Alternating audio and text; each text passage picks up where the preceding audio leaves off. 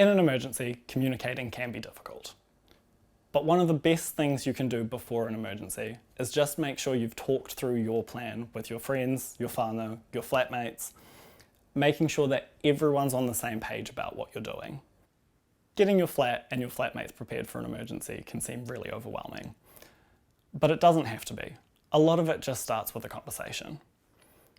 Talking about what you would do if you don't have power, didn't have water or food, or don't have internet is a great way to start. If you don't have power during an emergency, one of the main things you're going to want to know is where are the torches and where are the batteries you need to have those torches turned on. Making sure you have enough supplies for an emergency can seem really expensive, but it doesn't have to be. You'll actually have most of what you need around your house already, in the fridge, in the freezer, in your cupboards. But as well as that, if every week you just buy one can, one other item like long life milk, pretty soon you'll have enough supplies to get through.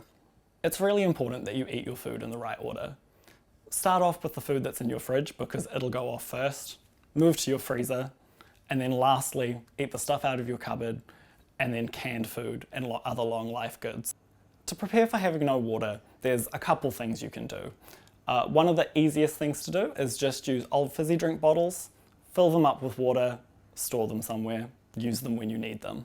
You want to make sure that you have at least 3 litres per person per day, because that's for drinking, but that's also for cleaning, hygiene, brushing your teeth, everything like that. If you have some warning that you might be without water, one of the things you can do to get a whole lot real quickly is just fill up the bath. In an emergency, you need to be able to stay up to date. But how do you do that without having access to the internet? One of the things that you can do and should do is make sure you have a radio that you can listen to. Ideally, a battery or a solar powered one. And again, knowing where those batteries are and being able to find them easily, super important.